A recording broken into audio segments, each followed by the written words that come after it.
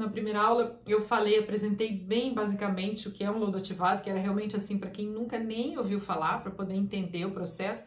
Para quem não se lembrava muito, né, deve ter sido bom para relembrar. E hoje a gente vai olhar, já é um pouco mais avançado, vamos olhar essas modificações que se pode fazer nos processos de lodos ativados. Para que se faz essas modificações? Geralmente é para remover nutrientes, ou seja, nitrogênio e fósforo, principalmente nitrogênio, ok? Então se faz algumas variações dentro daquele processo convencional de lodos ativados.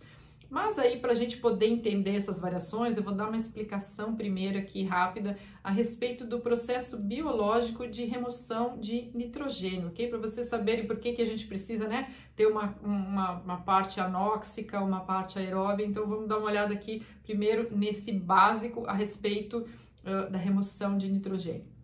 A gente começa aqui, ó, com amônia, ok? Então se tem amônia, tá aqui na base, certo?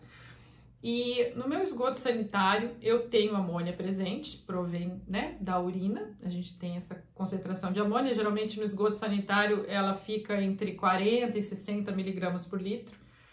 E às vezes é um pouquinho menos, mas é mais ou menos isso. E eu preciso remover isso do meu efluente. Quando eu trato, né, para eu lançar ou para eu fazer algum reuso, eu não posso ter amônia nele, então eu preciso remover. Então eu preciso, para oxidar essa amônia, eu preciso oxigênio, ok? Esse então é o que eu coloquei aqui, ó, preciso oxigênio. E esse tipo de bactéria que remove amônia, elas não precisam, elas podem utilizar, elas utilizam, né? Não que podem, elas utilizam o carbono do CO2. Então, elas utilizam carbono inorgânico, não precisam uma fonte de carbono orgânico, ok? Então, elas utilizam CO2 e elas precisam oxigênio. Tem uma demanda bem grande de oxigênio para elas para poder oxidar a amônia. Então, a amônia, ela passa para nitrito, ok? Ela é oxidada, ela passa para nitrito. Desse nitrito, rapidamente, ele passa para nitrato. Isso aqui são grupos de bactérias diferentes que fazem esse processo, ok? Então, aqui eu tenho um tipo de bactéria, aqui eu tenho outra. Então, quando passa para nitrito, geralmente não se tem um acúmulo de nitrito, ela passa rapidamente para nitrato, ok? Então, toda essa parte aqui eu preciso de oxigênio. Para eu passar de amônia para nitrato, eu preciso de oxigênio. Então, eu preciso um tanque aeróbio, eu preciso, né? O CO2 aqui não é problema, então, né? Se tem carbono inorgânico. Agora, se eu pensar o seguinte, ó, se eu fizer uma análise, de nitrogênio total, não carbono, de nitrogênio total. Se eu passar da amônia para nitrato, eu não removi o nitrogênio do meio, ok? O meu nitrogênio continua lá. Então, se eu fizer uma análise de nitrogênio total, se eu tinha lá 40 miligramas por litro, eu continuo com 40 miligramas por litro. Ele só foi oxidado de amônia para nitrato. O nitrogênio total ainda está lá. Como é que eu faço para remover? Eu quero diminuir a quantidade de nitrogênio total. Bom, então eu preciso fazer uma denitrificação, ou seja, eu preciso pegar este nitrato e passar para um nitrogênio gasoso, ok? Então isso é uma denitrificação. É a única forma que eu tenho de diminuir a quantidade de nitrogênio total, senão até agora eu só troquei ele de estado, eu só fui oxidando, certo?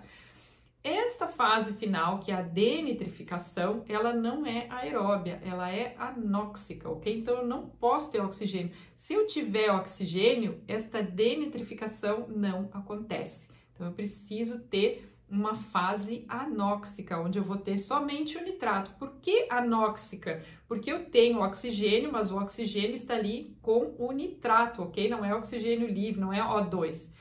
Então, é a minha fase anóxica que, né, só devido ao nitrato. E, nesse caso, essas bactérias que fazem a denitrificação, elas precisam um carbono orgânico, né, de alimento, elas precisam esse substrato orgânico, diferente das outras que só utilizavam CO2. Então, vocês olham que aqui mudou, né? Eu só precisava um carbono inorgânico e oxigênio. Agora é justamente o contrário, eu preciso de um carbono orgânico e eu não posso ter um oxigênio livre. Então mudou, é a outra segunda fase do processo, que é aqui então onde acontece a denitrificação, que o meu nitrato vai passar para nitrogênio gasoso. Então eu coloquei aqui, ó, o O2 tem que ser bem pequeno, tô falando assim, ó, 0,1, 0,2 miligramas por litro, ok? E eu preciso de uma fonte de carbono. Então vocês, né, a gente pensando aqui nesse processo, vocês vão conseguir entender quais são essas variações que se faz. Então, uma já dá para perceber, eu vou precisar de um tanque anóxico, onde eu não tenho oxigênio dissolvido, para acontecer a denitrificação. Então, essa é a primeira variação que a gente vai olhar aqui. Eu vou instalar, então, eu vou ter um tanque, uma zona pré-anóxica, ou seja, nesta zona a denitrificação vai acontecer. Mas vocês têm que lembrar que para acontecer a denitrificação, a minha amônia já tem que ter passado para nitrato. E nessa fase eu preciso que seja aeróbio. Então, como é que vai ser isso? Ó, aqui é onde está acontecendo, né? A minha amônia está passando para nitrato. E aqui o nitrato passaria para nitrogênio gasoso. E aí ele é removido para a atmosfera, ok? Como que eu faço isso, então? Eu preciso ter uma recirculação, certo? Eu tenho essa recirculação, o meu nitrato volta lá para o começo, é onde tem essa minha zona anóxica. Da onde vem a fonte de carbono? Ah, é o meu esgoto bruto, meu esgoto, né, o primário. Ele está entrando aqui, ele funciona, então ele atua, ele tem essa fonte de carbono. Se eu fosse lá no final, a minha fonte de carbono já está praticamente toda consumida, quase eu não tenho mais, certo? E aqui sim, ó, tá entrando no esgoto sem tratamento, ainda tá lá a minha fonte de carbono que eu preciso. Então, esta zona anóxica aqui é o que a gente normalmente instala para fazer essa remoção de nitrogênio, ok? Essa taxa de denitrificação, que é o que realmente me interessa, ela vai depender o quê? Da DQO rapidamente biodegradável que tem lá, que está entrando aqui no meu esgoto, certo? Que não foi tratado ainda. Então, quanto da DQO? Porque se eu tenho uma DQO que não é degradável tão rapidamente, vai faltar alimento aqui, porque essa DQO, digamos, esse meu esgoto está entrando e essa DQO vai ser removida depois de um tempo. Então, eu preciso que tenha aqui, né, uma quantidade de uma DQO rapidamente degradável, certo? Então, isso vai fazer diferença no meu processo, sim. Vai depender dos sólidos suspensos no tanque de aeração, ou seja, quanto de biomassa que eu tenho ali. Porque esses organismos que fazem a denitrificação, eles são uma parte muito pequena daquela biomassa total que se desenvolve no meu tanque de aeração. Então, eu preciso, vai sim fazer diferença, eu preciso ter as nitrificadoras e as denitrificadoras.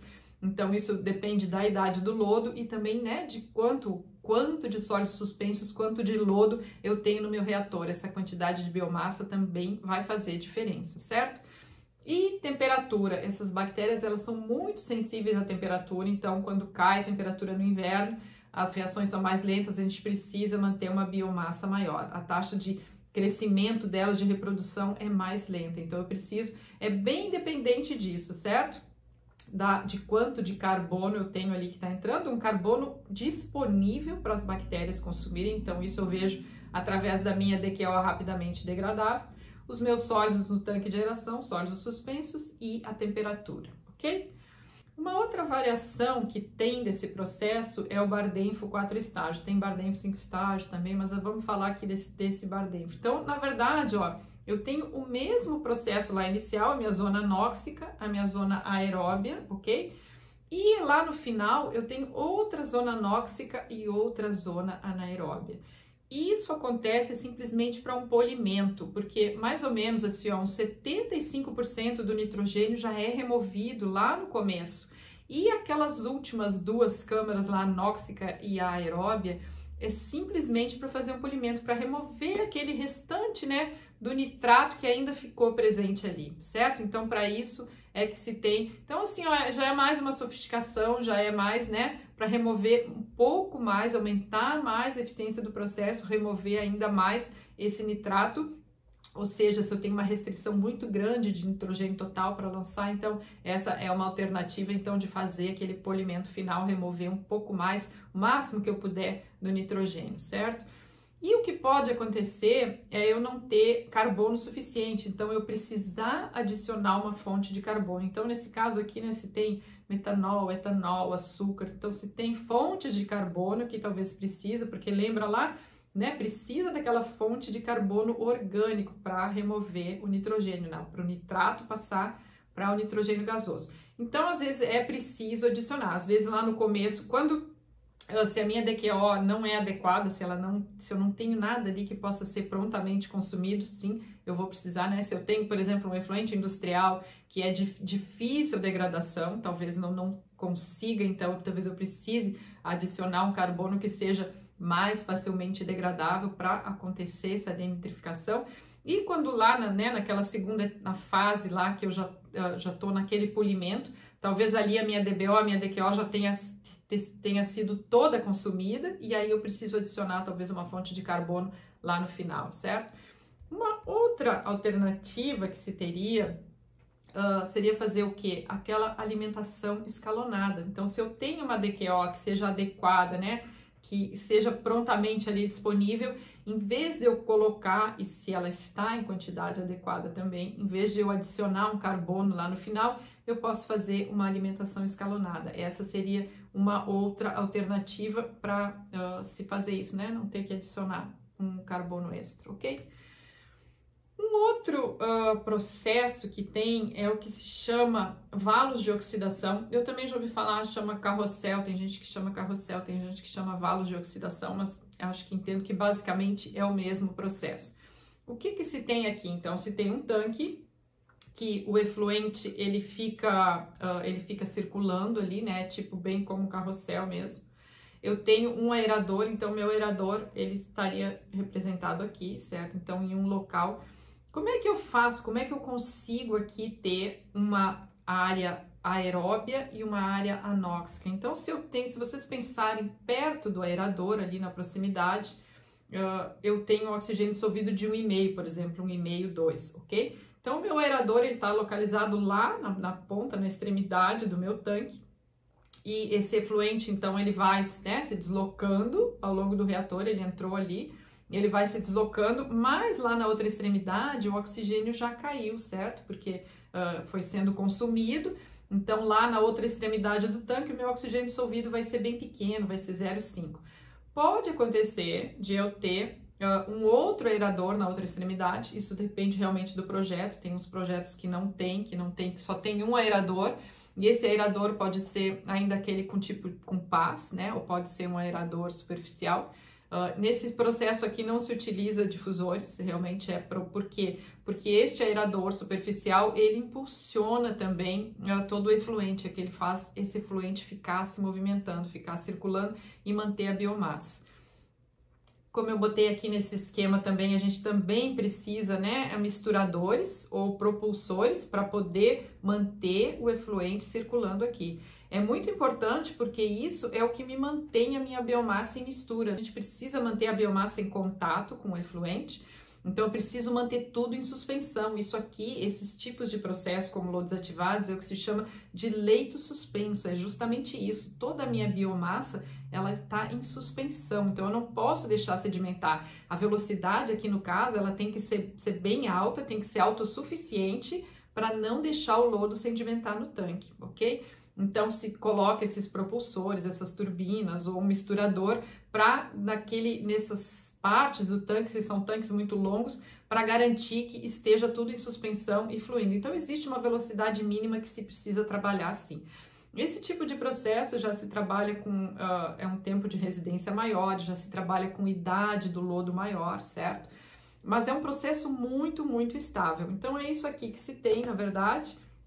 Eu vou mostrar aqui, tem uns vídeos para vocês. Isso aqui vocês podem ver ali, ó, tá o meu aerador e o próprio aerador, então ele impulsiona, né? Ele faz com que esse efluente ele se movimente no tanque. São vazões, são velocidades grandes, se precisa ter velocidade grande. Aqui, ó, tem um outro, vocês podem ver. A velocidade é grande nesse tanque, ó, é um tanque longo, tem misturador, tem um propulsor no meio também que impulsiona, então ó, ele vai por um lado, retorna pelo outro, e esse efluente fica circulando no tanque, certo? Aqui é a alimentação, então aqui esse canal, isso aqui já funciona como um seletor, nesse caso aqui, então aqui vocês podem ver, aqui é onde entra o efluente, o bruto, e aqui ele, né, ele vai entrar e já vai ser misturado com o efluente que está circulando. E na saída, aqui vocês têm o canal de saída, então é simplesmente um transbordo, ok? É onde é coletado o efluente tratado. Então, é um processo contínuo e o efluente fica ali, então, circulando. Esse processo, assim, eu trabalho com vários deles aqui, tem várias estações, então, se tem estações maiores e menores, é um processo, assim, que ele é muito estável, é muito, muito fácil de trabalhar. A maioria dessas estações não tem operador o tempo todo, o operador vai lá 2 vezes por semana, realmente é bem, bem estável. O problema que pode acontecer, às vezes acontece crescimento de filamentosas, porque se trabalha assim com pouco alimento e bastante biomassa, né? Se trabalha com uma idade do lodo elevada, mas na maioria deles o processo é muito, muito estável. E outra assim, ó, se chega alguma carga de choque, ele suporta bem, porque se tem essa idade do lodo elevada e porque o tempo de residência ali dentro também, o tempo de retenção hidráulica também é elevado. Da mesma forma, né, eu vou ter o decantador, eu vou ter a mesma recirculação de lodo, funciona igual, mas comparando com o processo de lodos ativados convencionais, esse aqui seria, né, para nós aqui, ele é bem, bem melhor, os operadores preferem, é mais simples de trabalhar, é menos manutenção e, né, que nem eu disse, é um processo mais estável, mais confiável, bem, bem tranquilo de trabalhar, certo? E aqui, ó, então, mais um processo para a gente finalizar aqui as variações. Quando se fala em variações de lodos ativados, tem muitas variações. Isso aqui eu tô dando o básico, porque se vocês pensarem, na verdade, o que se quer é remover nitrogênio, e agora eu vou falar a respeito de uma remoção de fósforo também. Então, existem patentes também, né? Algumas variações que fazem, muda uma recirculação, mas se vocês entenderem a biologia do processo, é isso que se precisa, né? E outra coisa também que pode acontecer de crescer é bactérias que simultaneamente fazem nitrificação e denitrificação, quando a gente tem o oxigênio dissolvido bem baixo. E isso pode acontecer nesses tipos de valos de oxidação, isso é comum de acontecer, certo?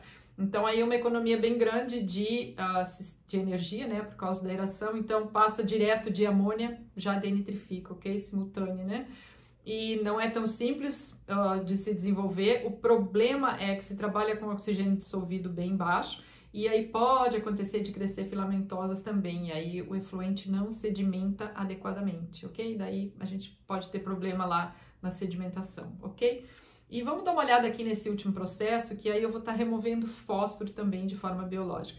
Como que eu removo fósforo? Aí o fósforo é o seguinte, eu preciso ter uma etapa anaeróbia, porque essas bactérias, nessa etapa anaeróbia, eu vou estar favorecendo o desenvolvimento dessas bactérias que consomem fósforo, certo? Que consomem muito mais fósforo do que o normal. Então, nessa fase anaeróbia, essas bactérias, elas vão consumir o acetato, os ácidos graxos voláteis, ok? Que só acontecem ali nessa fase anaeróbia. Então, quando elas consomem esses ácidos graxos, elas liberam fósforo para o meio, ok?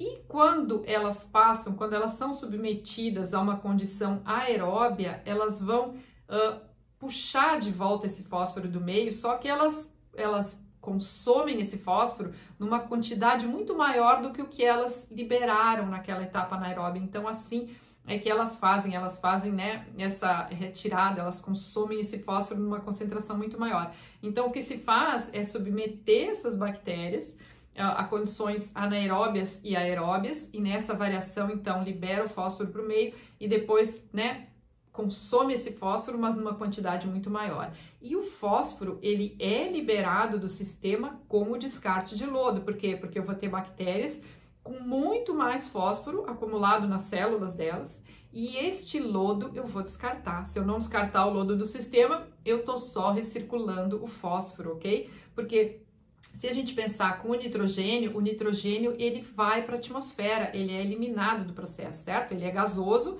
ele passou para nitrogênio gás, ele passou para a atmosfera. Com fósforo, não, ele não é eliminado. A única maneira de eu remover o fósforo é removendo o lodo. Então, eu faço, né, eu promovo isso de ter essas condições, né, intermitentes, anóxica, aeróbia, para fazer com que essas bactérias consumam muito mais fósforo, e aí eu vou descartar o lodo com bactérias com muito maior concentração de fósforo, ok? Então, essa é a forma de se remover, não tem outra forma. O fósforo, ele é conservativo ao longo de todo o processo, certo? Então, o que eu tenho aqui nesse processo CT, que é a Universidade de Cape Town, que é onde foi desenvolvido isso, Na verdade, então eu vou ter uma zona anaeróbia lá no começo, que eu preciso, né, formar esses ácidos graxos voláteis, e ali essas bactérias eu estou promovendo o desenvolvimento dessas bactérias.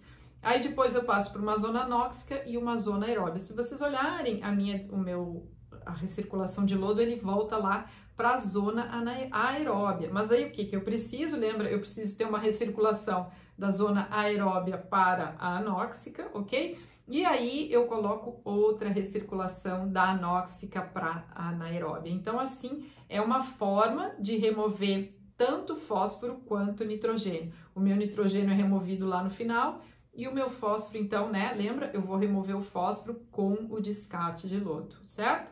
Eu estou simplesmente promovendo esses organismos que consomem mais fósforo.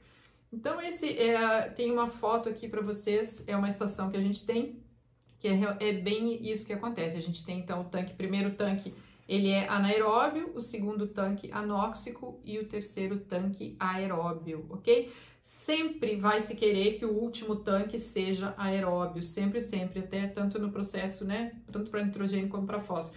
Porque pensa lá, se eu tiver um tanque anóxico ou anaeróbio, o meu fósforo ele vai ser liberado, ele vai ser, né, as bactérias vão liberar, ele vai voltar para o meio, então ele vai estar solúvel, ele não vai estar dentro da célula, eu não quero isso. E a outra coisa também, sempre eu vou querer o tanque final aeróbio, porque eu não quero que o meu decantador precisa ser mantido com algum oxigênio dissolvido, porque se começar a ser anóxico, pode começar a acontecer alguma denitrificação no meu decantador. E isso vai fazer com que o lodo flote, eu não quero. Então, sempre se termina o processo com um reator aeróbio, certo? Não vamos terminar lá com anaeróbio, com anóxico. Até pode ter um anóxico no final, mas geralmente, né, quando se faz com pós-denitrificação, mas o mais adequado seria sempre se terminar o processo com um reator aeróbio, para que não se tenha o problema lá no decantador final, certo? Então essas aqui são as variações, algumas, né, que se tem. Na próxima aula, no próximo vídeo, a gente vai falar de reatores sequenciais em batelada, que é também uma variação, onde eu também, né, posso ter tanto essa remoção de nitrogênio e de fósforo. E que nem eu disse para vocês, se tudo se faz, e essas variações são até mais simples de se implementar quando se tem já um processo instalado e se quer fazer uma modificação. Então, por exemplo, só vai instalar um tanque anóxico lá no começo do processo, não precisa instalar um tanque inteiro. Claro que se é um projeto novo, já vai se prever essa câmara anóxica lá no começo. Se for pensar com fósforo também, já coloca uma câmara anaeróbia. A vantagem disso também é que já funciona como um seletor, então o meu floco é mais garantido que eu vou estar desenvolvendo bactérias que formam floco, que é as que me interessam, porque elas vão sedimentar adequadamente. E se eu pensar também, mas eu não preciso remover nitrogênio, se eu só passar minha amônia para nitrato, tá ok, porque eu não tenho, meu limite de nitrogênio é adequado. Mas se pensar, fazendo a denitrificação,